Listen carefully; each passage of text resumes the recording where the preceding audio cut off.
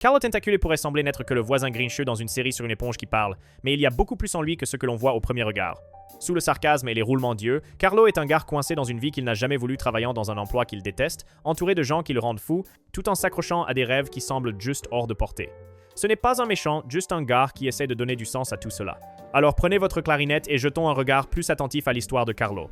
Carlo Tentaculé vit dans la ville sous-marine de Bikini Bottom, et mon Dieu, est-il toujours grincheux. C'est cette pieuvre sarcelle avec une grosse tête et des yeux qui semblent toujours à demi fermés et ennuyés. Avant même que quelque chose d'excitant arrive dans sa vie, vous pouvez dire exactement qui est Carlo. Il est coincé dans cette routine quotidienne qui lui donne un certain réconfort, mais le rend aussi fou. C'est comme s'il avait à la fois besoin de sa vie prévisible et la détestait en même temps. Carlo vit dans cette drôle de maison en forme de tête de l'île de Pâques, qui est coincée juste entre les maisons de Bob l'éponge et Patrick. Quelle malchance. C'est comme si sa situation de logement montrait parfaitement tout son problème de vie. Il est pris au piège entre ses voisins super joyeux qui le rendent dingue, alors qu'il essaie désespérément d'être tout sophistiqué et raffiné. Le pauvre gars ne peut pas s'échapper. Son adresse est essentiellement un rappel quotidien de tout ce qui le frustre. Carlo travaille comme caissier au fast-food crabe et croustillant, mais il pense que le travail est totalement indigne de lui. Il se voit comme beaucoup trop talentueux et cultivé pour ça. Chaque jour se ressemble, il se force à y aller, fait à peine un effort pour prendre les commandes et regarde juste l'horloge jusqu'à ce qu'il puisse partir. Il se présente essentiellement juste pour le salaire et fait le strict minimum. Et ne me lancez pas sur combien de fois il soupire et roule des yeux à Bob l'éponge, qui est toujours beaucoup trop excité par tout. Carlo ne pense qu'à trouver du temps calme loin de tout le monde. Ses dimanches sont super importants pour lui, il les planifie vraiment soigneusement avec toutes ses petites routines de relaxation, comme manger des bonbons au chocolat, des massages de pieds, lire, peindre et jouer de sa clarinette. Il pense que ses hobbies le rendent meilleur que les autres gens qui apprécient juste les divertissements stupides. Dans cet épisode, bon voisin, il programme réellement tout son dimanche à la minute près. Il a même cette pédicure spéciale qu'il appelle son spécial dimanche, qui arrive exactement à 6:0. Quelle manie! Voici le truc avec Carlo, il se voit totalement différemment de tout le monde. Il pense qu'il est ce génie artistique incroyable, mais en réalité son jeu de clarinette est assez horrible. Ses autoportraits sont corrects au mieux, et ses mouvements de danse n'impressionnent que lui. Sa maison est pleine de ses propres œuvres d'art qu'il croit montrer son goût sophistiqué, mais il n'a aucune idée que son art est en fait assez médiocre. Souvenez-vous de cet épisode Squidville, où il trouve d'autres pieuvres exactement comme lui. Il était si heureux de traîner avec des gens qui aimaient aussi la danse interprétative bizarre, la musique de clarinette, et même ce pain en boîte, ce qui est une blague si parfaite sur comment il essaye si dur d'être sophistiqué et différent. Les relations de Carlo sont essentiellement juste une frustration après l'autre. Chaque fois qu'il traite avec Bob l'éponge et Patrick, les choses finissent toujours mal, comme dans ces épisodes, le papier est bon voisin. Tout ce qu'il veut, c'est du temps seul, mais ils font constamment irruption avec leurs soi-disant gestes amicaux qu'il n'a jamais demandé. Ce qui lui tape vraiment sur les nerfs, c'est que peu importe combien de fois il les repousse, Bob l'éponge et Patrick restent ridiculement joyeux et gentils avec lui. Il pense honnêtement qu'ils sont de bons amis et voisins, même pendant qu'il ruine complètement sa journée. Le truc vraiment triste avec Carlo, c'est qu'il se trompe totalement sur ce qui rend les gens heureux. Il pense qu'il faut des trucs sophistiqués, l'approbation des autres, et rester loin du plaisir idiot que ses voisins apprécient. Souvenez-vous de cet épisode, le papier, où il devient super jaloux en regardant Bob l'éponge s'éclater complètement avec juste un emballage de chewing-gum. Carlo l'avait appelé déchet plus tôt. Puis quand il met finalement la main sur cet emballage, il ne peut pas comprendre pourquoi ça ne le rend pas heureux lui aussi. C'est là que ça le frappe, être que le problème n'est pas Bob l'éponge ou le papier, mais quelque chose en lui-même. La vie de Carlo est un exemple si parfait de comment les défauts de quelqu'un peuvent faire une grande histoire. Sa fierté l'empêche d'apprécier les trucs simples, il est si impatient qu'il prend des décisions folles, comme échanger tout ce qu'il possède contre un emballage de chewing-gum ou installer ce système de sécurité dangereux. Et il n'a totalement aucune idée de ce qui pourrait réellement le rendre heureux. Mais voici la partie intéressante. Sous toute cette mauvaise humeur, il y a quelque chose de plus en lui. Parfois, il baisse sa garde et s'amuse réellement avec Bob l'éponge, ou comme quand il a quitté cette communauté supposément parfaite de Tentaclacré pour revenir au chaos de vivre sur Conch Street parce qu'il était seul. Le truc qui rend Carlo si intéressant, c'est que, même avec tous ses défauts, nous comprenons totalement pourquoi il est frustré. Je veux dire, son souhait d'un peu de paix et de tranquillité est assez raisonnable. Bob l'éponge et Patrick rendraient fou n'importe qui. Sa vie n'est pas juste où l'histoire commence. C'est cette boucle sans fin de frustration et de tentatives échouées d'échapper qui fait de lui l'un des personnages grincheux les plus reconnaissables dans les dessins animés. La vie de Carlo est une boucle de routines ternes et de frustrations silencieuses, mais ça ne reste jamais paisible longtemps, car des perturbations inattendues continuent de le forcer à faire face aux parties de lui-même qu'il préférerait ignorer. Assurez-vous d'appuyer sur ce bouton d'abonnement, il y en a plein d'autres en route et vous ne voudrez pas le manquer. La routine plutôt confortable mais pas vraiment de Carlo continue d'être gâchée par des choses qui le forçant à faire face à des parties de lui-même qu'il ne veut vraiment pas traiter. Habituellement, ces perturbations viennent de son ancien rival de lycée, Squilliam Fancyson. Juste avoir Squilliam qui se pointe suffit à complètement détruire la paix fragile que Carlo a essayé si dur de construire autour de lui-même. Quand Squilliam se pointe pendant la pause déjeuner de Carlo avec tous ses suiveurs Benny Oui Oui, ça frappe immédiatement toutes les insécurités de Carlo. Comme Squilliam se vante de ses yachts privés, lacs privés et heliports privés, vous pouvez pratiquement voir l'image faussement confiante de Carlo s'effondrer. Ce n'est pas juste tomber sur quelqu'un, c'est comme si tout ce que Carlo prétend être était défié. Il ne peut pas supporter d'admettre qu'il est juste un caissier, alors Carlo dit ce gros mensonge. Il prétend qu'il possède un restaurant 5 étoiles. Ce seul bobard l'envoie courir pour transformer le crabe croustillant en un endroit de restauration sophistiqué avant que Squilliam se pointe ce soir même. Cette même chose continue d'arriver dans la vie de Carlo. Son existence tranquille est totalement perturbée par des trucs qui le forçant soit à grandir ou juste à se cacher plus profondément dans son monde de faire semblant. Comme dans Squidville, quand sa maison est détruite et il s'enfuit pour vivre avec d'autres pieuvres exactement comme lui. Au début, il pense qu'il a trouvé le paradis, mais puis la similitude parfaite de Tentacle Acre commence à se sentir vide d'une toute nouvelle façon. Tout le monde roulant à vélo en même temps, tout le monde aimant le même pain en boîte bizarre, tout le monde faisant des routines identiques, tout commence à se sentir plus comme une prison que la liberté. L'épisode Tour croustillante montre vraiment quelque chose d'intéressant sur Carlo. Quand Monsieur Krabs transforme soudainement le restaurant en hôtel, Carlo se retrouve coincé à devoir servir tout le monde. La devise de l'hôtel « Nous ne refuserons jamais à un client, même la demande la plus ridicule » devient essentiellement une torture pour quelqu'un avec aussi peu de patience que Carlo. Patrick continue de faire des demandes de plus en plus folles jusqu'à ce que Carlo ne puisse plus le supporter. Mais voici la partie cool. Au lieu de juste souffrir ou de s'enfuir comme d'habitude, Carlo démissionne en fait, puis revient comme client lui-même et utilise les propres règles de M. Krabs contre lui! C'est l'une de ces rares fois où Carlo ne fait pas que réagir au chaos, il devient réellement intelligent et le retourne. Même les petits incidents révèlent en fait beaucoup sur Carlo. Dans le papier, il devient super agacé en regardant Bob l'éponge s'amuser tellement avec juste un emballage de chewing-gum jeté, mais puis ça se transforme en cette obsession bizarre. Cet emballage commence à représenter tout ce que Carlo n'a pas, la créativité, être content, et trouver de la joie dans les choses simples. Il devient si fixé qu'il finit par échanger tous ses trucs pour ce petit bout sans valeur, seulement pour découvrir qu'il n'y a rien de spécial dans le papier lui-même. Le bonheur venait de l'intérieur de Bob l'éponge depuis le début, quelque chose que Carlo ne semble juste pas pouvoir exploiter. Ces perturbations sont en fait des chances pour lui de bien regarder qui il est vraiment. Chaque fois que Squidliam se pointe, chaque fois que sa maison est détruite, chaque fois que Bob l'éponge lui montre à quoi ressemble le vrai bonheur, Carlo doit faire un choix. Continuer sur son chemin grincheux et prétentieux ou essayer réellement quelque chose de différent. Carlo continue de rater ses chances de grandir. Quand Patrick fait ses demandes d'hôtel folle, au lieu de repenser toute son approche du service et du respect de soi, Carlo se retourne juste et fait la même chose à Mus Krabs. Et souvenez-vous quand il a déménagé dans ce quartier de pieuvres. Il ne part pas parce qu'il a eu une réalisation profonde sur lui-même. Il s'ennuie juste et fait des bêtises. Puis il y a toute la situation Squilliam. Au lieu d'accepter où il est et travailler vers un vrai succès, Carlo prétend juste être quelque chose qu'il n'est pas. C'est assez triste comment il continue de tirer la mauvaise leçon de ses expériences. Parfois vous pouvez réellement voir Carlo grandir un peu. Il y a ces brefs moments où il se connecte avec Bob l'éponge et Patrick, même s'il ne peut habituellement pas les supporter. Et occasionnellement, il se trouvera à apprécier les choses simples ou admettant réellement qu'il n'est pas parfait. Ces petits aperçus montrent qu'au fond, sous toute cette mauvaise humeur, Carlo pourrait réellement changer s'il le voulait. Il a juste besoin de commencer à voir toutes ces perturbations agaçantes, non comme des problèmes, mais comme des chances d'essayer quelque chose de nouveau. Tous ces trucs fous qui continuent de gâcher la vie nette et bien rangée de Carlo ne sont pas juste là pour nous faire rire. C'est en fait comme si l'univers lui donnait constamment des chances de sortir de la boîte dans laquelle il s'est mis. La grande question sur Carlo, c'est s'il prendra jamais réellement ses chances. C'est ce qui rend son personnage si intéressant à regarder. La routine de Carlo est périodiquement perturbée par des moments qui laissent entrevoir le changement, pourtant son hésitation à les embrasser le garde ancré dans l'inconfort familier. Refuse de l'appel. Carlo continue de reculer devant les chances de grandir. Et quand vous regardez de plus près pourquoi il hésite, vous voyez qu'il y a plus en lui que juste être cynique. 2 épisodes montrent vraiment bien ce schéma, Geeks de groupe et vidéo d'entraînement du crabe croustillant. Ils capturent parfaitement comment Carlo résiste au changement et ce qu'il perd à cause de ça. Dans Geeks de groupe, nous voyons le plus grand moment d'abandon de Carlo juste à la partie la plus émotionnelle de l'épisode. Après 4 séances d'entraînement qui ne font qu'empirer, il jette complètement l'éponge. Il dit à son terrible groupe « Vous avez pris ma seule chance de bonheur et l'avez écrasé. Écrasé en petits, tout petits, morceaux de la taille d'une bouchée. N'embêtez pas à vous pointer demain. Je leur dirai juste que vous êtes tous morts dans un accident de marche. » Tout cela se résume à comment Carlo se voit. Quand il répond au téléphone en disant qu'il est « la maison du talent non reconnu », vous pouvez dire que toute son identité est liée à être vu comme artistique et sophistiqué. Le Bubble Bowl n'est pas juste à propos de musique, c'est à propos de prouver qu'il est la personne qu'il prétend être. S'il échoue, tout le monde verrait qu'il est juste un caissier de fast-food, pas un génie incompris. Quand il soupire, je suppose que je suis un perdant pour ça aussi, vous avez un aperçu de sa vraie insécurité. Au fond, il a peur de ne pas être réellement spécial. Chaque répétition ne fait que confirmer la croyance de Carlo que les choses ne peuvent pas changer. Le jour 1, il se fait épingler au mur par des baguettes de batterie. Jour 2, il se recroqueville comme un bébé après le désastre de twirling de drapeau. Jour 3, il regarde Plankton s'effondrer complètement d'épuisement. Et au jour 4, le bruit horrible déforme littéralement son visage. Avec tous ces échecs qui s'accumulent, ce n'est pas surprenant qu'il abandonne, ça se sent comme s'il se protégeait juste d'être blessé encore plus. La vidéo d'entraînement du crabe croustillant montre la résistance de Carlo d'une façon différente. Tout au long de cette vidéo Corporative Ringard, Carlo est essentiellement l'exemple quoi ne pas faire. Il est l'employé qui refuse de jouer le jeu avec la culture du lieu de travail. Le narrateur met même en garde directement les spectateurs que aucun employé ne veut être un Carlo, tout en montrant à quel point il est différent de Bob l'éponge, qui suit avec enthousiasme toutes les règles. La différence entre eux est vraiment évidente dans chaque partie de la vidéo. Pendant hygiène personnelle, Bob l'éponge frotte ses mains si fort qu'elles disparaissent, alors que Carlo s'assoit juste dans une cabine de toilette à lire un magazine. Dans la partie votre poste de travail, Bob l'éponge garde tout parfaitement organisé avec pas un cornichon de travers, mais Carlo fait la sieste à sa caisse qui est toute tachée de ketchup et il a même un panneau ne pas déranger qui pend de son pied.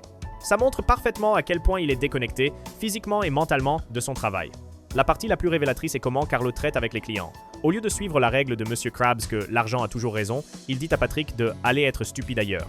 Il n'est pas juste paresseux, il refuse réellement de feindre l'enthousiasme comme le crabe croustillant veut qu'il le fasse. Quand il demande à propos du paiement d'heures supplémentaires et que personne ne lui répond, vous pouvez voir que pour Carlo, le travail est juste une transaction. Contrairement à Bob l'éponge, qui devient complètement l'employé parfait, Carlo garde sa distance émotionnelle d'un système qu'il trouve indigne de lui. Tous ces différents moments où Carlo résiste viennent du même endroit en lui, il a peur que s'il s'engage pleinement, il sera soit humilié ou perdra son sens déjà fragile de qui il est. Mais ce qui rend ces moments de résistance si intéressants, c'est qu'ils ne durent pas éternellement. Quand Bob l'éponge rassemble secrètement le groupe derrière le dos de Carlo, leur incroyable performance de Sweet Victory devient le moment de triomphe de Carlo, pas parce qu'il a surmonté sa résistance tout seul, mais parce que les choses ont changé d'une façon qui lui a permis de réussir, même s'il avait abandonné.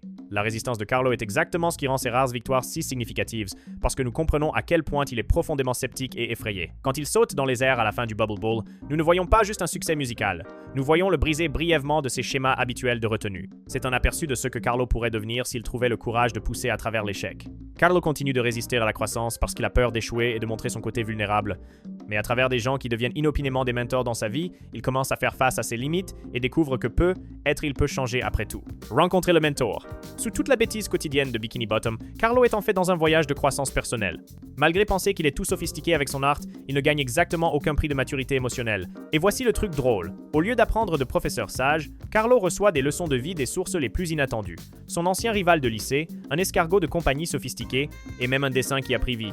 Bien qu'il reste assez grincheux la plupart du temps, ces petites rencontres bizarres le changent lentement. Si vous regardez attentivement, vous pouvez occasionnellement voir des indices d'un meilleur Carlo émergent sous toute cette mauvaise humeur. Squilliam Fancyson apparaît d'abord dans Geeks the Group, non comme un guide utile mais comme l'ennemi de Carlo.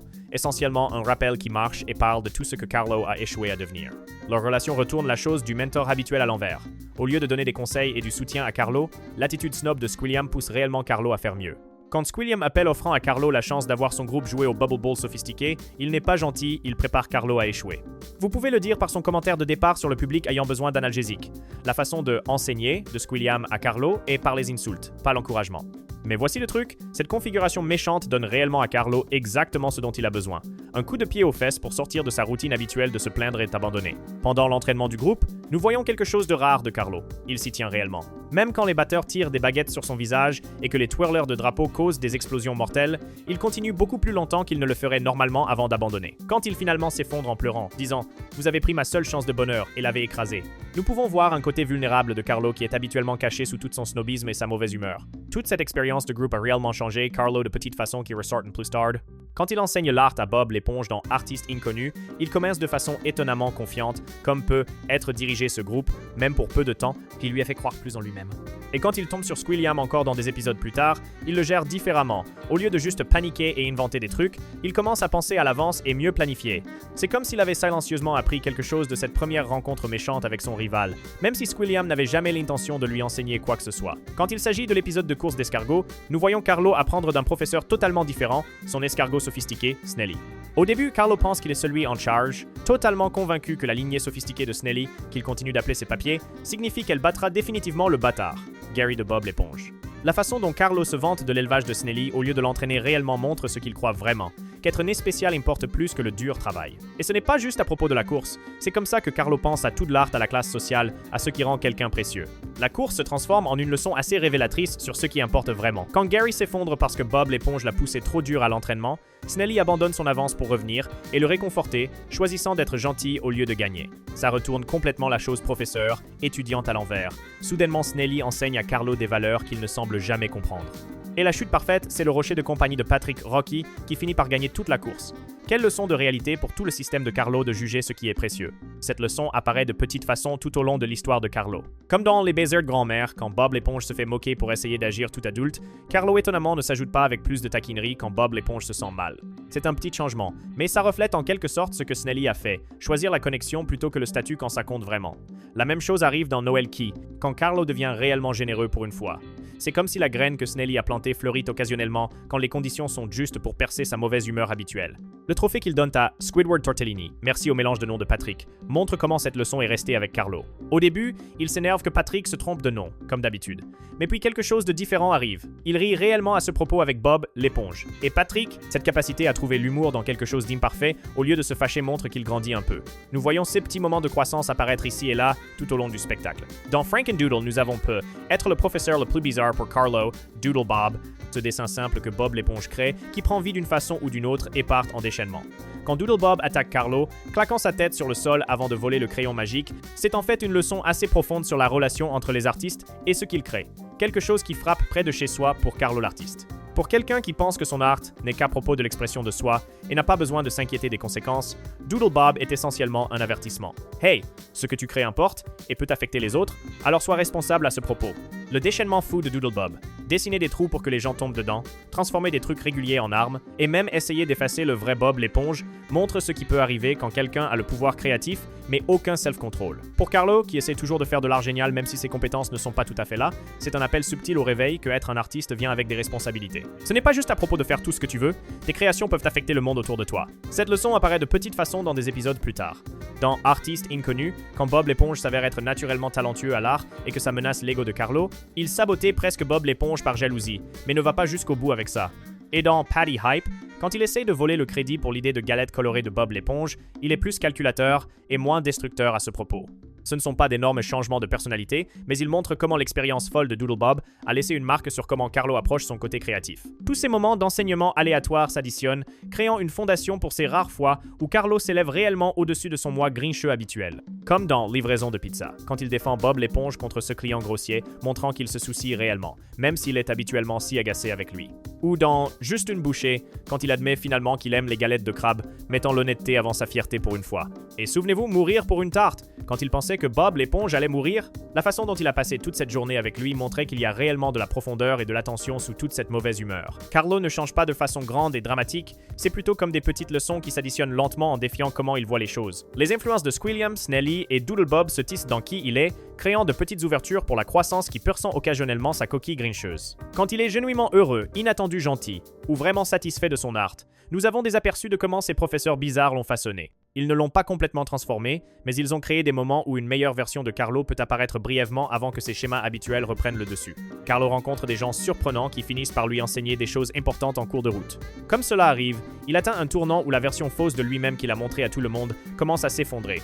Cela ouvre la porte pour qu'il change vraiment en tant que personne. Si vous trouvez ce contenu intéressant, n'oubliez pas d'appuyer sur le bouton j'aime et de vous abonner pour ne jamais manquer une mise à jour. Franchir le seuil. Sous tous ces roulements d'yeux et cette mauvaise humeur, Carlo traverse en fait des changements assez profonds. Il y a des moments où la façade qu'il maintient commence à se fissurer, et il ne peut plus ignorer la vérité sur lui-même. Ces tournants importants montrent toutes les contradictions qui font de lui un personnage si compliqué à Bikini Bottom. Dans Juste une bouchée, nous voyons Carlo vraiment changer à cause des galettes de crabe. Au début, il est totalement dans sa zone de confort, regardant de haut les clients qui adorent ses sandwichs. Il dit carrément « C'est dégoûtant, je déteste les galettes de crabe », mais quand Bob l'éponge découvre que Carlo n'en a jamais même goûté une, ça jette Carlo dans une crise d'identité totale. Au début, Carlo essaie vraiment dur de maintenir son image en refusant d'essayer la galette que Bob l'éponge lui offre.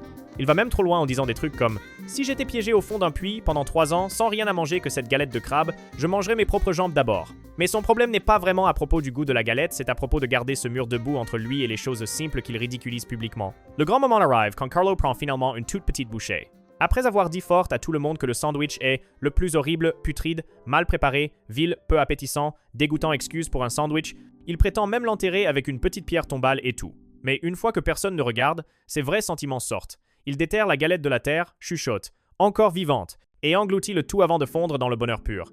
Oh, si délicieux, toutes les années perdues, pleure-t-il. Ce moment privé quand Carlo cède finalement le change complètement. Après ça, il devient un peu fou, essayant de commander secrètement des galettes, les mangeant dans les poubelles, et même entrant par effraction dans le coffre à galettes. Le mur qu'il a travaillé si dur à maintenir debout entre son image publique et ce qu'il veut vraiment s'est totalement effondré.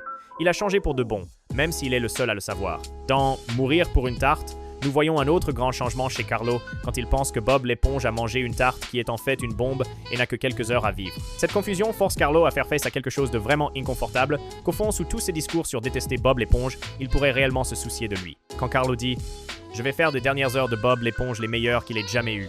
Et cette fois, il va y avoir de l'amour. » Ça montre qu'il change complètement son approche. Comme il fait toutes ces activités idiotes de la liste d'amitié de Bob l'éponge, Carlo arrête d'essayer de protéger son image et se concentre juste sur rendre Bob l'éponge heureux, même si ça signifie avoir l'air ridicule lui-même. Cette scène de coucher de soleil montre vraiment combien Carlo a changé quand Bob l'éponge parle accidentellement de leur situation. Si je devais mourir maintenant dans une sorte d'explosion ardente due à la négligence d'un ami, eh bien, ça serait juste correct. Quand Carlo s'effondre en pleurant, c'est clair que tous ses murs et défenses habituels ont complètement fondu. Quand Carlo découvre que Bob l'éponge n'a jamais réellement mangé la tarte, il essaie de remettre ses murs tout de suite. « Pourquoi es-tu encore là ?» claque-t-il, comme si Bob l'éponge étant juste vivant menaçait d'une façon ou d'une autre ce moment réel que Carlo s'est permis d'avoir. Contrairement à sa dépendance secrète aux galettes de crabe, Carlo réussit à reculer de cette ouverture émotionnelle, bien que ça lui coûte définitivement quelque chose. Dans Le Chaperon, nous voyons un moment plus subtil qui change les choses. À la fin, nous découvrons que le Bob l'éponge raccompagnant Pearl chez elle n'est en fait qu'un mannequin de cire, et le vrai Bob l'éponge se pointe pour le récupérer, disant « ça s'avère vraiment pratique ». Cette petite révélation montre qu'il pourrait y avoir plus à Bob l'éponge que Carlo n'a jamais réalisé et laisse entendre que leur relation pourrait être plus compliquée que nous le pensions. C'est pourquoi tant de gens se connectent avec Carlo. Son voyage n'est pas direct, c'est plutôt comme un cercle où il continue de s'approcher de ses moments de vérité, parfois y cédant, mais souvent retournant à sa zone de confort. Mais chaque expérience laisse sa marque sur lui. Le Carlo qui aime secrètement les galettes de crabe, qui se soucie réellement de Bob l'éponge, même s'il ne l'admettrait jamais, qui se connecte parfois avec les autres de façon réelle, ce Carlo existe juste à côté du caissier grincheux que nous voyons habituellement.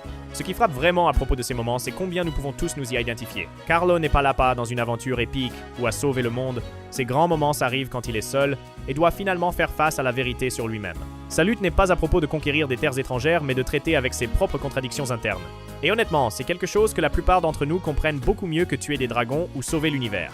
Quand Carlo baisse sa garde et ne peut plus se cacher derrière son acte habituel, il commence à rencontrer des défis, des gens et des situations qui brisent lentement l'image fausse qu'il a maintenue. Tests, allies et enemies.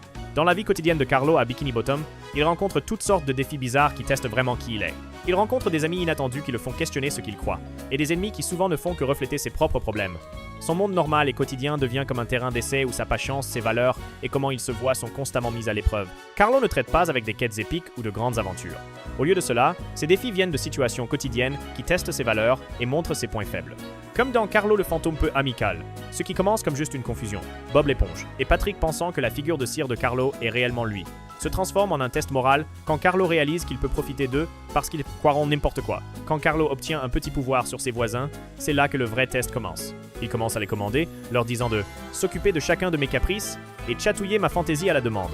Ce petit goût d'être en charge nous montre qui Carlo est vraiment. Quand Bob l'éponge lui apporte un raisin frais de la vigne et Patrick apporte une pastèque fraîche des champs de fumier, nous voyons les vraies couleurs de Carlo. Au lieu de dire merci, il veut juste plus et plus, faisant jouer à Bob l'éponge une chanson avec un mouchoir et jetant de la tarte au visage de Patrick quand il apporte exactement ce que Carlo avait demandé. Quand Carlo obtient un goût de pouvoir, ça enlève son acte sophistiqué et nous montre qui il est vraiment. Quelqu'un qui devient mesquin et méchant quand il est en charge. Ce qui est drôle, c'est que ces sujets trouvent alors une bande dessinée sur le Hollandais volant qui hante les 7 mers parce qu'il n'a jamais été mis au repos. Ça laisse essentiellement entendre que le malheur de Carlo n'est pas à cause de ses circonstances, mais à cause de son propre mauvais comportement. Chocolat avec noix montre un type différent de défi, un où Carlo devient accidentellement un professeur. Quand Bob l'éponge et Patrick demandent comment devenir riche, Carlo leur dit juste négligemment que les entrepreneurs vendent des choses aux gens. Ce commentaire désinvolte lance toute leur aventure de vente de chocolat, mais ça montre aussi comment Carlo rate une chance d'être utile. Au lieu de leur donner des conseils appropriés, il les envoie dans un monde qu'ils ne comprennent pas, où ils rencontrent des arnaqueurs et des creeps. Peut être le test le plus révélateur est dans L'Écharde, quand Carlo fait face à un choix moral. Il voit que Bob l'éponge est blessé, ce qui lui donne une chance de montrer un peu de compassion.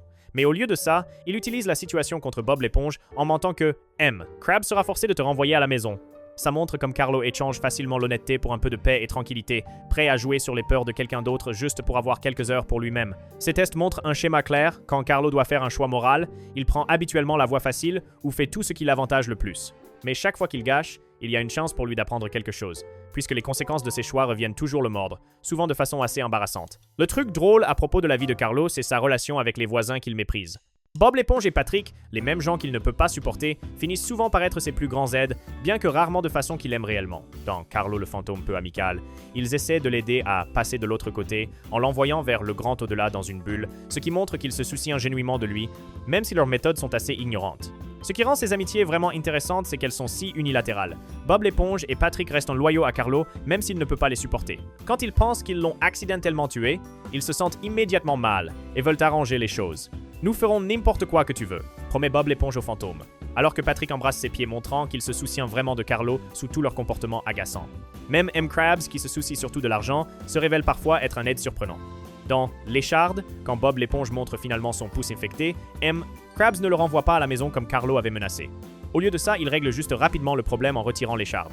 Cette solution pratique est totalement différente de l'approche manipulatrice de Carlo et de la tentative bien intentionnée mais terrible de Patrick de jouer au docteur. Les amis fonctionnent différemment autour de Carlo qu'ils ne le font dans les histoires typiques sur les héros. Au lieu de l'aider à atteindre ses objectifs, ses amis interviennent souvent pour le sauver de ses pires tendances, comme quand sa fierté ou sa mesquinerie menacent de le laisser complètement seul. Ils continuent d'essayer de rester connectés avec lui, même quand il les repousse. Ça crée une sorte de filet de sécurité que Carlo dit rarement merci pour, mais dont il a souvent besoin. Les vrais ennemis de Carlo ne sont pas des menaces extérieures, mais des parties du monde qui défient comment il se voit. Dans l'épisode Chocolat avec Noix, l'arnaqueur qui continue de tromper Bob l'éponge et Patrick est en fait comme un miroir de ce que Carlo fait lui-même profiter de la confiance des gens pour son propre bénéfice. Quand l'arnaqueur fait un acte élaboré sur être blessé pour obtenir de la sympathie, c'est vraiment similaire à comment Carlo fait une grande scène dramatique chaque fois qu'il est légèrement dérangé. Puis être le plus grand ennemi de Carlo est juste les cartes entre ce qu'il veut être et ce qu'il est vraiment. Dans Carlo le fantôme peu amical, quand il prétend avoir maîtrisé toutes les formes d'art avec sa sculpture de cire, vous pouvez voir à quel point il a désespérément besoin que les autres pensent qu'il est incroyable. Cette auto-tromperie devient la fondation de comment il profite ensuite de Bob l'éponge et Patrick montrant que son pire ennemi pourrait juste être son propre ego gonflé. Même le monde autour de lui semble fonctionner contre Carlo. Dans un épisode, la bulle qui l'emporte vers le grand au-delà, à la fin montre vraiment comment son attitude finit par le séparer de tout le monde, le laissant tout seul au-dessus de l'eau avec juste des mouettes avec qui traîner. Et dans L'écharde, son lieu de travail devient comme territoire ennemi. Carlo ment sur être blessé pour pouvoir rentrer à la maison tôt, et finalement il se blesse réellement exprès pour s'échapper seulement pour découvrir que son shift était déjà fini de toute façon. Ces confrontations avec la réalité, que ce soit à travers des arnaqueurs qui le trompent, des voisins qui voient à travers son acte, ou des situations qui exposent à quel point il peut être mesquin, sont les vrais défis dans l'histoire de Carlo.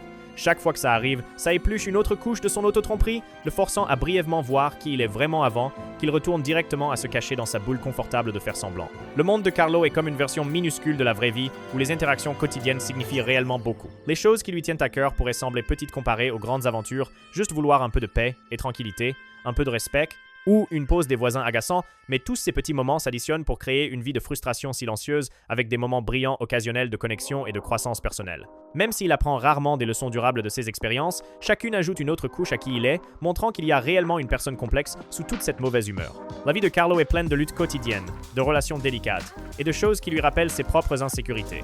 Tout cela s'accumule vers des moments où ses peurs cachées et son potentiel inexploité remontent finalement à la surface.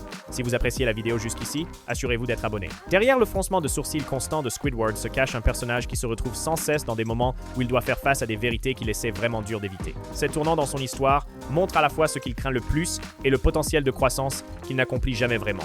Dans House Fancy, nous voyons Squidward à son plus vulnérable quand son rival de longue date Squilliam apparaît dans son émission de décoration préférée.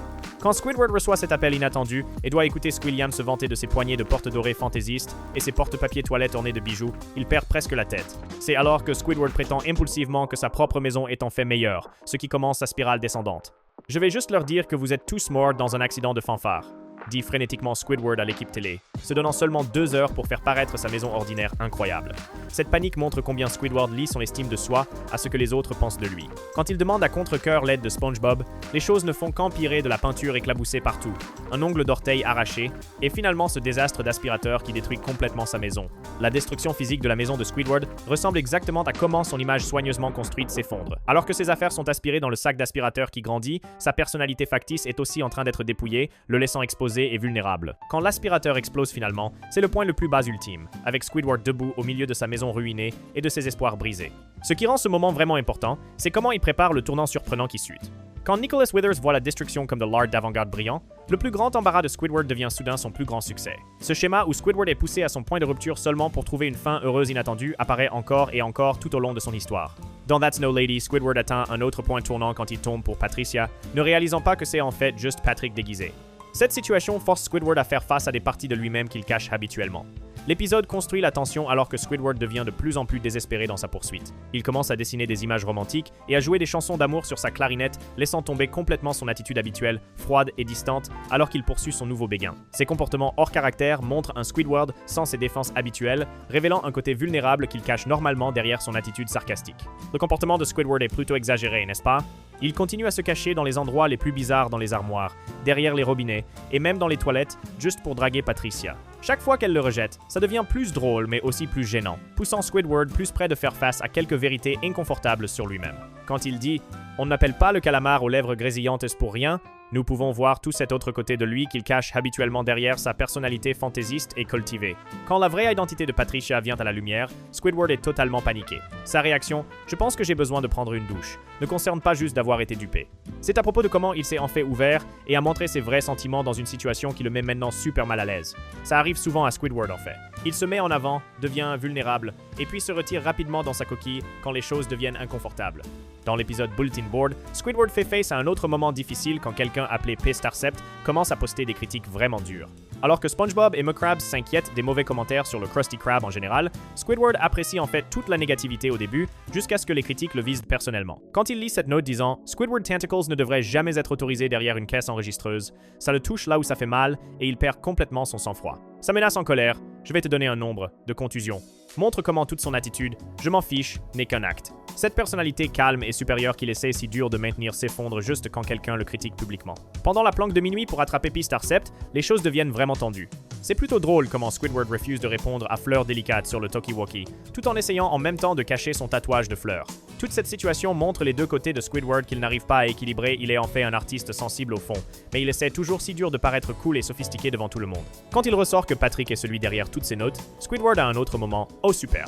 C'est révélateur comment il supplie pratiquement, s'il vous plaît, ramenez P-Starcept, plutôt que de rejoindre leur cercle de tricot. Cela montre que Squidward préfère en fait se battre avec quelqu'un plutôt que de faire de vraies connexions avec les gens. Il est plus à l'aise avec le conflit qu'avec l'ouverture, et être vulnérable avec les autres. À travers ces épisodes, nous pouvons voir un schéma clair dans la façon dont Squidward gère les choses. D'abord, quelque chose arrive qui défie l'image qu'il essaie si dur de maintenir. Puis, alors que la pression monte, ses mécanismes de défense habituels ne marchant plus. Finalement, les choses deviennent si intenses qu'il ne peut plus maintenir l'acte de son masque glisse.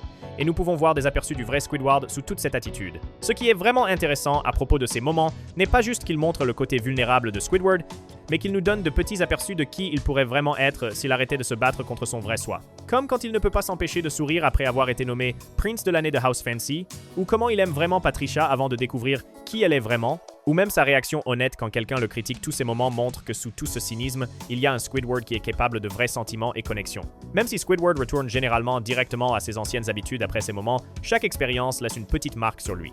Ces moments clés comptent parce qu'ils continuent à donner à Squidward des chances de changer, même s'il les prend rarement. Ils nous aident à voir au-delà de son extérieur grincheux vers le potentiel, qui se cache à l'intérieur le Squidward, qui pourrait finalement émerger s'il pouvait juste accepter les vérités que ses confrontations continuent à lui montrer. Dans ces moments, Squidward doit vraiment faire face à ses plus grandes insécurités, ce qui le prépare pour une crise majeure. Toute cette situation défie ce qu'il pense de lui-même et pourrait en fait mener à un vrai changement dans son personnage. L'épreuve morte. Renaissance. Chaque héros doit passer par son défi le plus dur, un moment décisif, qui teste ce en quoi il croit et le change pour toujours. À Bikini Bottom, derrière toutes les blagues idiotes, Squidward traverse exactement ce genre de voyage. Même s'il est grincheux et négatif, ces expériences montrent comment même la personne la plus têtue peut trouver un nouveau sens à la vie en sacrifiant discrètement et en faisant face à ses plus grandes peurs. Dans Keep Bikini Bottom Beautiful, Squidward fait face à quelque chose qui blesse vraiment sa fierté.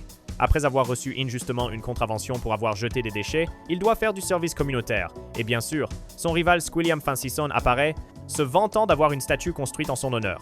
Déterminé à prouver qu'il est tout aussi bon, Squidward essaie de nettoyer toute la ville en une seule journée, ce qui est pratiquement impossible, surtout quand tout le monde commence à jeter ses déchets sur son chariot emprunté. Le point tournant arrive quand sa maison est remplacée par une copie de déchets.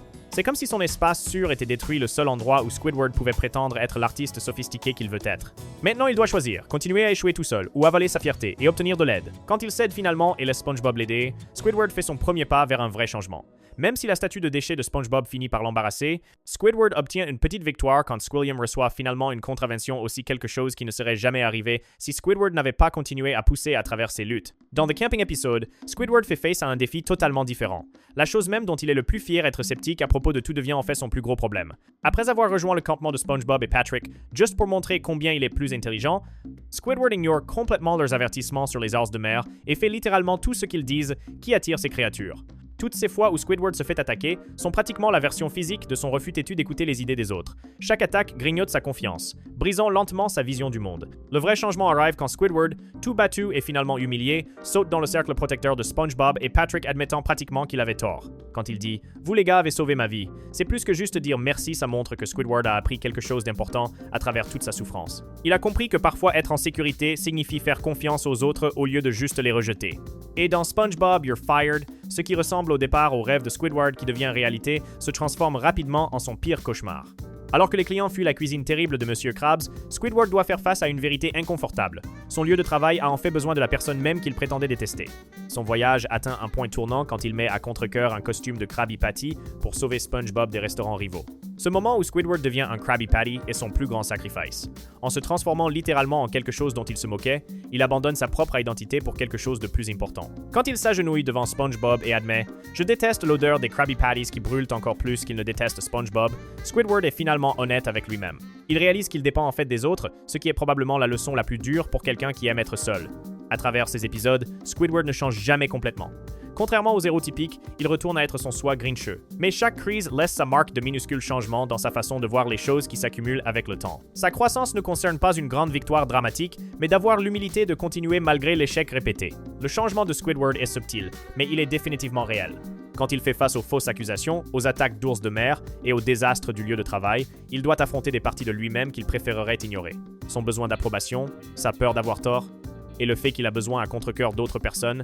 À travers tout cela, Squidward gagne quelque chose de plus précieux que la validation extérieure de brefs moments de vraie connexion qui arrivent à briser les murs qu'il a construits autour de lui. Dans le monde coloré de Bikini Bottom, l'existence sombre de Squidward nous rappelle que le vrai changement ne vient souvent pas de grandes victoires, mais d'être assez brave pour faire face à nos propres limites et, de temps en temps, laisser d'autres personnes entrer dans nos vies. Les défis de Squidward testent son ego et sa façon de se voir, nous montrant finalement des aperçus de croissance personnelle inattendus et des moments où il se connecte réellement avec les autres. Abonnez-vous à notre chaîne si vous adorez ça jusqu'ici, nous avons des vidéos encore meilleures à venir. La récompense saisir, l'épée. Vous savez, sous toutes les aventures folles de Bikini Bottom, il y a en fait une histoire plutôt intéressante sur un héros improbable. Squidward, ce poulpe grincheux qui aime l'art et la musique, traverse beaucoup de trucs qui testent vraiment sa patience et qui il est en tant que personne. Parfois, pendant tout ce chaos, Squidward attrape ces petits moments de vraie connexion et sagesse qui le soulèvent brièvement de son soi grincheux habituel. Prenez cet épisode A Day Without Tears par exemple. Tout commence parce que Squidward devient super agacé que SpongeBob pleure tellement comme 43 fois avant le déjeuner. Au lieu de juste s'en aller, Squidward fait un pari. Si SpongeBob peut arrêter de pleurer jusqu'à minuit, Squidward doit dormir chez lui dans sa maison ananas. Ce qui semble juste être Squidward essayant de faire arrêter SpongeBob d'être agaçant nous montre en fait plus sur qui Squidward est vraiment. Tout au long de la journée, il essaie tout pour faire pleurer SpongeBob, lui montrer des couchers de soleil tristes, raconter des nouvelles déprimantes, jouer de la musique triste, et même inventer une histoire sur un poisson perdu. Il est plutôt intelligent à ce sujet, mais ça montre aussi combien il veut garder les émotions de SpongeBob à distance. Quand minuit arrive finalement, et le pari se termine, quelque chose de surprenant arrive. Alors que SpongeBob laisse sortir toutes ses larmes retenues et inonde la ville, Squidward commence à pleurer aussi. La dernière scène le montre sanglotant pendant que SpongeBob le réconforte en disant « C'est bon, laisse sortir. Tu peux pleurer autant que tu veux. Tu es parmi des amis ici. Laissez-moi réécrire ce paragraphe dans un ton plus conversationnel et simple. » Ce moment où Squidward s'effondre et pleure est en fait plutôt spécial. Pour une fois, il laisse tomber son acte « Je suis meilleur que tout le monde » et ressent juste quelque chose de réel. Bien qu'il ne l'admettrait jamais, laisser ses émotions sortir lui donne quelque chose de précieux, un moment rare où il se connecte avec quelqu'un qui accepte ses vrais sentiments sans le juger. Dans cet épisode Squidward School for Grown-Ups, Squidward obtient une chance inhabituelle quand Patrick fait pousser au hasard une barbe qui est en fait juste un oursin de mer endormi. Squidward voit cela comme son opportunité d'avoir finalement un ami sophistiqué qui pourrait apprécier tous les trucs fantaisistes qu'il aime. Squidward devient étonnamment excité d'être le mentor de Patrick. Il l'emmène au musée d'art, restaurant fantaisiste, et même à l'opéra, pensant qu'il a finalement trouvé quelqu'un qui le comprend. Nous voyons rarement ce côté de Squidward, combien il veut un ami qui partage ses intérêts. Le problème vient quand SpongeBob se déguise en chanteur d'opéra et interprète une chanson sincère mer sur l'amitié. Patrick pleure, ce qui réveille l'oursin de mer et révèle que la barbe n'était pas vraie. Squidward doit faire face à une vérité difficile. Son ami sophistiqué n'a jamais été réel, et sa tentative de partager sa culture a échoué. Mais même dans cet échec, Squidward gagne quelque chose de petit. Pendant un petit moment, il a pu expérimenter la joie de partager ce qu'il aime sans qu'on se moque de lui. Même si les gens lui jettent de la nourriture quand il critique la performance de SpongeBob, Squidward a eu un goût de ce que la vie pourrait être si les gens appréciaient réellement ses intérêts artistiques au lieu de s'en moquer. Cette brève expérience pouvoir être un vrai mentor reste avec Squidward, comme un petit trésor qu'il garde d'une aventure par ailleurs décevante. Même s'il retourne à être seul, il a maintenant le souvenir de ce qui pourrait être possible. Avoir un ami qui partage ses intérêts sophistiqués au lieu de juste l'énerver. Dans SpongeBob's Big Birthday Blowout, Squidward se retrouve dans une position bizarre. Adair a planifié une fête surprise pour quelqu'un qu'il prétend détester. Quand Sandy le met en charge de la décoration, l'ego de Squidward apparaît tout de suite. Bien sûr, je ne me suis pas donné tous ces prix pour rien. Alors que la planification de fête folle continue, Squidward continue à perdre sa dignité, ses peintures sont endommagées, personne ne suit sa vision artistique. Et les gens questionnent son autorité. Quand Bubble Bass le soumet à l'humiliation du super pouvoir des sels, pratiquement une attaque des sels, Squidward fond littéralement en flaque. La fête empire quand les murs commencent à tomber et les invités deviennent fous. Mais étonnamment, au milieu de tout ce chaos, Squidward n'abandonne pas. Au lieu de juste partir, il prend une action dramatique se déguisant en Krabby Patty tueur pour sauver SpongeBob des propriétaires de restaurants concurrents. Cet acte désintéressé, bien que l'épisode n'en fasse pas un grand événement, montre un énorme changement chez Squidward. Il devient littéralement ce qu'il prétend détester, un Krabby Patty, pour aider quelqu'un qu'il prétend mépriser, SpongeBob. Le costume fonctionne comme déguisement et comme symbole. Squidward abandonne temporairement son identité pour quelque chose de plus important. Quand Squidward se met à genoux et dit à SpongeBob « S'il te plaît, reviens et redeviens le cuisinier », il fait quelque chose d'assez brave, admettre qu'il a besoin d'aide. Sa confession honnête. Tu sais que je te déteste, non? Eh bien, je déteste l'odeur des Krabby Patties qui brûlent encore plus, reste vrai, tout en admettant qu'ils ont besoin l'un de l'autre. Il reste fidèle à lui-même tout en admettant qu'ils sont coincés ensemble. Cette leçon durement gagnée parfois, nous avons en fait besoin exactement de ce que nous prétendons. Ne pas aimer est la plus grande victoire de Squidward. Même s'il retourne à être grincheux presque immédiatement, il porte cette compréhension avec lui, ayant brièvement sorti de sa zone de confort pour faire quelque chose pour le bien commun. À travers ces épisodes, nous voyons Squidward grandir non pas de façon énorme et dramatique, mais par petites étapes. C'est comme quelqu'un qui apprend l'escrime à travers des milliers de petits ajustements plutôt qu'un montage d'entraînement épique. Squidward s'améliore à travers ses luttes constantes avec le monde fou autour de lui. Ce qui rend ces petites victoires vraiment importantes, c'est combien elles lui coûtent. Contrairement à SpongeBob, qui est naturellement heureux, ou Patrick, qui est trop simple pour s'inquiéter des grandes questions de la vie, Squidward doit se battre contre sa propre nature, juste pour grandir un petit peu. Chaque fois qu'il montre de la vulnérabilité, se connecte avec quelqu'un, ou fait quelque chose de désintéressé, il se bat non seulement contre la situation, mais aussi contre sa propre négativité profondément enracinée. Ces moments durement gagnés où il s'élève au-dessus de lui-même, bien qu'ils ne durent pas longtemps, s'accumulent avec le temps. Il suggère que parfois être un héros ne consiste pas à changer complètement qui vous êtes, mais à continuer discrètement à essayer même à contre-cœur d'être meilleur que votre soi habituel. Les brefs moments de croissance personnelle de Squidward sont rapidement importés une fois qu'il est de retour à la maison, où il retombe directement dans la résistance à tout changement. Si vous êtes toujours avec nous, allez-y et appuyez sur ce bouton d'abonnement. Le chemin du retour. La façon dont nous rentrons à la maison après avoir fait face aux défis en dit souvent plus sur nous que l'aventure elle-même. Pour Squidward, notre voisin l'artiste grincheux qui aime sa clarinette, ces moments de retour à la maison montrent vraiment ses plus gros défauts, et combien il résiste obstinément au changement. Dans The Lost Mattress, Squidward s'attribue le mérite d'un cadeau qu'il n'a pas vraiment acheté, seulement pour découvrir que son petit mensonge a des conséquences sérieuses. Quand Krabs tombe dans un coma d'argent, après avoir entendu que son vieux matelas rempli d'argent a été jeté, Squidward fait face à un avertissement effrayant d'un policier. Si Krabs ne s'en sort pas, tu vas en prison. Sa tentative désespérée de blâmer les autres, c'était la faute de SpongeBob. Montre non seulement l'égoïsme, mais une peur plus profonde qu'il ne soit pas assez bon. Ses rêves d'art restent incomplis. Personne n'apprécie sa musique. En évitant la responsabilité, il protège son ego fragile, se disant que sa médiocrité est due à la malchance, pas à ses propres défauts. Contrairement à SpongeBob, qui saute dans les défis avec excitation, Squidward essaie de manipuler ses amis à la décharge. Vous deux allez discrètement là, dedans. Enlevez le matelas du ver gardien sans réveiller le ver. Quand le ver continue à l'attaquer à la place, Squidward ne peut juste pas s'adapter. Alors que SpongeBob apprendrait de ses erreurs, Squidward double juste la mise, déguisant ses amis en morceaux de choix pour distraire le ver, montrant comment il ne peut pas changer son approche, même quand elle ne marche clairement pas. Le voyage de Squidward se termine non pas avec une croissance personnelle, mais avec lui toujours poursuivi par le ver gardien, suggérant qu'il est coincé dans un cercle des mêmes patterns qui l'ont mis en difficulté au départ. C'est totalement différent de M. Krabs qui se reconnecte immédiatement avec son but quand il récupère disant « Oh, Argent, je promets que je ne te laisserai plus jamais seul », bien que l'obsession de M. Krabs avec l'argent semble superficielle. Ça l'aide à traiter les expériences et rentrer à la maison avec un sens plus clair de ce qui compte pour lui. Quelque chose que Squidward ne semble juste pas pouvoir faire. Squidward's School for Grown-Ups montre une autre façon dont Squidward se bat contre le changement. Quand Patrick fait soudainement pousser une barbe, qui est en fait juste un oursin de mer endormi, Squidward voit une chance d'avoir finalement quelqu'un qui apprécie ses goûts fantaisistes. Il est criamment clair que tu n'as rien appris aujourd'hui sur comment être mature, dit-il à SpongeBob avec un roulement d'yeux dédaigneux, montrant à la fois sa croyance qu'il est sophistiqué et son besoin désespéré que quelqu'un le valide. Derrière le mentorat de Patrick par Squidward se cache quelque chose qu'il admet rarement, il est incroyablement seul. Alors que SpongeBob se fait des amis en acceptant les gens comme ils sont, Squidward ne peut se connecter avec Patrick que quand Patrick semble être comme lui. Cette attitude « je t'aimerais seulement si tu es comme moi » montre pourquoi il ne peut pas grandir, il ne peut même pas s'accepter pour qui il est vraiment. Quand le chant d'opéra de SpongeBob fait pleurer Patrick, réveillant l'oursin de mer et révélant que la maturité de Patrick était fausse depuis le début, quand le monde fantastique de Squidward s'effrite, quand il crie au public « J'ai honte et je suis dégoûté par vous les gens », il montre comment il refuse d'accepter la réalité. Quand tout le monde lui jette de la nourriture, Squidward ressent littéralement le monde rejeter toute sa vision de la vie. Contrairement à Plankton dans The Algae is Always Greener, qui expérimente la vie de Monsieur Krabs et revient en appréciant sa propre situation. Pain de viande holographique, mon préféré. Squidward ne peut pas repenser ses croyances. Le voyage de Plankton marche parce qu'il laisse son expérience le changer. Et il est assez brave pour admettre qu'il avait tort, quelque chose que Squidward ne semble juste pas pouvoir faire. Dans Rodeo Days, la peur du changement de Squidward atteint un niveau record quand il est involontairement emmené au Texas dans une bulle. SpongeBob, la prochaine fois que tu m'invites à une de tes soirées pyjama, j'appelle la police, crie-t-il, montrant sa plus grande peur perdre le contrôle.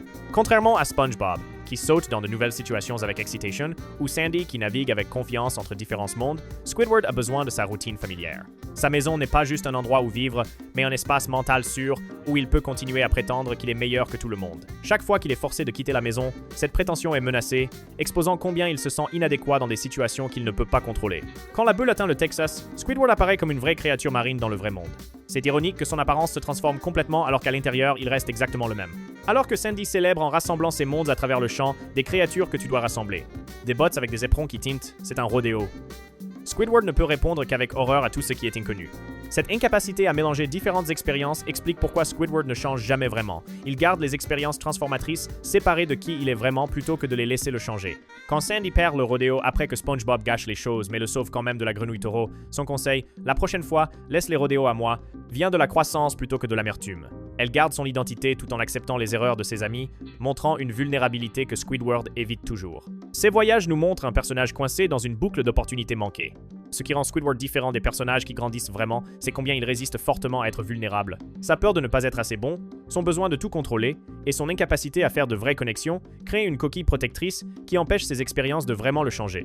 Les quelques moments où Squidward montre de minuscules signes de croissance, comme quand il devient excité d'apprendre à Patrick à être sophistiqué, ne durent jamais longtemps. Ils ne peuvent pas survivre à la pression de la vie quotidienne. Cela montre que le vrai changement a besoin de plus que juste des expériences inhabituelles, il a besoin d'une volonté d'être vulnérable que Squidward n'a juste pas. Ces voyages circulaires comptent exactement parce qu'ils montrent le contraire de la transformation héroïque, la réalité que beaucoup de gens, malgré le fait de traverser des choses extraordinaires, restent pratiquement les mêmes. Qu'il soit poursuivi par un ver gardien, qu'on lui jette de la nourriture par un public d'opéra, ou qu'il soit emmené au Texas et en revienne dans une bulle, Squidward finit toujours exactement où il a commencé, montrant combien notre vraie nature peut être têtue même quand des choses folles nous arrivent. Dans le monde coloré de Bikini Bottom, la résistance au changement de Squidward fournit un équilibre nécessaire à l'optimisme infini de SpongeBob et à sa capacité d'adaptation. Ces voyages nous rappellent que rentrer à la maison après les défis ne nous change pas automatiquement, et que peut être la façon la plus honnête de comprendre la nature humaine et de reconnaître combien d'entre nous, juste comme Squidward, échouons répétitivement au test final de laisser nos expériences vraiment changer qui nous sommes. Malgré sa lutte contre le changement, le voyage de Squidward révèle de petites fissures se formant dans ses murs émotionnels. Ces rares moments où il baisse sa garde suggèrent que même le calamar le plus têtu pourrait lentement changer après tout. La résurrection. Au Krusty Krab, où personne ne vit vraiment son rêve, Squidward n'est pas exactement l'enfant posté de la croissance personnelle, mais il change juste par petites façons, pas de grande dramatique. Prenez l'épisode Crabborg. C'est là que nous commençons à voir Squidward devenir un peu différent. Quand SpongeBob arrive avec cette idée folle que M. Krabs pourrait être un robot, Squidward l'écarte au début, comme d'habitude. Mais puis quelque chose d'intéressant arrive, il demande en fait à SpongeBob à quoi ressemblaient ces robots dans le film. Il ne fait plus que tolérer SpongeBob, il s'implique vraiment. Les choses deviennent réelles quand Squidward et SpongeBob commencent à questionner Ms. Krabs. Squidward a ce livre Comment torturer et un marteau, et il casse les appareils de cuisine de Ms. Krabs. Il risque son travail et sa dignité, ce qui est important pour quelqu'un qui joue généralement la sécurité. Quand Monsieur Krabs s'effondre en pleurant sur ses appareils cassés, c'est un moment assez puissant. Squidward voit son patron montrer une vraie émotion, ce qui lui fait questionner sa vision du monde. Ce n'est pas juste à propos de savoir si Monsieur Krabs est un robot, c'est à propos de se connecter avec les autres et réaliser qu'il y a plus qui se passe sous la surface que Squidward pensait. Pour Squidward, c'est en fait assez risqué émotionnellement. Il a passé des années à construire des murs entre lui et la folie au Krusty Krab. En rejoignant l'enquête folle sur les robots de SpongeBob, il baisse un peu sa garde. Dans un autre épisode, The Gift of Gum, nous voyons Squidward gérer la bizarrerie différemment. Il ne fait plus que rejeter tout, il a développé une façon plus complexe de gérer le non-sens autour de lui. Le grand moment n'est pas dramatique du tout, c'est quand il balaye juste les appareils de cuisine cassés. Il y a cette petite pause où il semble réaliser quelque chose. Ce n'est pas juste lui qui abandonne, c'est lui qui comprend que ce qu'il fait affecte les autres. La croissance de Squidward arrive dans ces moments minuscules, quand il pose une question de plus, écoute une seconde de plus, ou voit l'humanité chez quelqu'un d'autre. Il ne devient pas une personne totalement différente, il laisse juste de minuscules fissures se former dans ses murs émotionnels. Alors qu'il se prépare à faire face à la colère de Monsieur Krabs, il y a quelque chose de nouveau en lui. Pas exactement de l'espoir, mais une sorte de conscience. Squidward est passé de juste survivre à participer vraiment à la vie, même si c'est désordonné. C'est un petit changement, mais significatif. Le courage silencieux de quelqu'un qui se présente finalement dans sa propre vie. Au fond, Squidward change à l'intérieur. Il brise lentement ces murs émotionnels qu'il a construits autour de lui. Contrairement aux histoires typiques où le héros a un grand moment de victoire, la croissance de Squidward arrive par petits aperçus quand il baisse sa garde et arrête de prétendre ne pas s'en soucier. À la fin, Squidward ne sauve pas Bikini Bottom ou quelque chose de dramatique comme ça. Il fait quelque chose qui compte plus pour lui personnellement. Il a un bref goût de ce que la vie pourrait être s'il se permettait d'être plus ouvert et engagé. Ce petit changement aide Squidward à mieux se comprendre, lui donnant une sagesse silencieuse qui l'aide à gérer toute la folie de Bikini Bottom un peu plus efficacement. Si vous aimez cette vidéo jusqu'ici alors, n'oubliez pas d'appuyer sur le bouton j'aime et de laisser un commentaire. Retour avec l'Elixir. Dans le monde fou de Bikini Bottom où tout est toujours sauvage, Squidward reste un peu en retrait et regarde depuis les lignes de côté. Il n'a pas ces grandes percées de film. Au lieu de cela, il grandit de ces façons minuscules que vous pourriez rater si vous ne faites pas attention, de petits changements dans sa façon de voir les choses. Prenez l'épisode Goo Goo Gas, par exemple. Quand Plankton transforme tout le monde en bébé, la plupart des personnages paniqueraient. Mais Squidward, il observe juste tout devenir fou autour de lui. Il ne se débranche pas, il s'engage en fait avec le monde à sa façon. Ou dans Sharks vs. Pods, Squidward rejoint un groupe de danse, plutôt surprenant pour quelqu'un comme lui. Quand SpongeBob pense que le showdown signifie se battre, Squidward le corrige, une troupe de danse imbécile. Il coupe à travers toute la confusion. Ces moments ne concernent pas Squidward qui sauve la journée ou quoi que ce soit. Ils concernent quelque chose de plus petit mais tout aussi important. Rester fidèle à soi-même dans un monde qui essaie constamment de vous tirer dans sa folie. Alors que les autres sont pris dans des situations sauvages, Squidward garde ses distances. Non pas parce qu'il est froid, mais parce qu'il comprend ses propres limites. La sagesse de Squidward n'est pas bruyante, elle est silencieuse. Il peut regarder le chaos total et voir ce qui se passe vraiment en dessous. Quand tous les autres paniquent ou changent, Squidward reste stable. Il nous rappelle que parfois on comprend mieux les choses en prenant du recul et en regardant au lieu de sauter directement dedans. Ce n'est pas que Squidward ne s'en soucie pas. En fait, il ressent les choses profondément. Quand il rejoint ce groupe de danse ou explique quelque chose clairement à SpongeBob, nous avons de petits aperçus de ses émotions plus profondes. Il fait juste le difficile sur quand il décide de s'impliquer. Ce qui est cool à propos de la croissance de Squidward, c'est combien elle est subtile. Il ne devient pas soudainement une personne complètement différente. Au lieu de cela, il obtient juste un sens plus clair de qui il est et comment gérer la folie constante de Bikini Bottom. Ces changements sont internes, vous pourriez les rater si vous ne faites pas vraiment attention. Dans un monde où tout le monde est supposé faire de grands mouvements dramatiques, Squidward offre quelque chose de différent. Restez fidèle à soi-même. Il montre qu'il y a de la force dans l'observation, la compréhension, et savoir quand intervenir et quand prendre du recul. Son voyage ne concerne pas surmonter d'énormes défis, il s'agit de garder sa santé mentale dans un monde devenu fou. C'est le genre le plus profond de sagesse, le genre silencieux qui ne se montre pas ou n'a pas besoin d'applaudissements, elle est juste là, un endroit calme dans toute la folie. Squidward ne change pas Bikini Bottom, il change sa façon de le gérer. Il trouve du sens dans ces petits moments entre les réactions, dans sa façon de naviguer la bizarrerie constante. Ce qu'il gagne de ces expériences n'est pas quelque chose qu'on peut tenir, c'est quelque chose de mieux, comprendre comment être soi-même dans un monde qui a rarement du sens.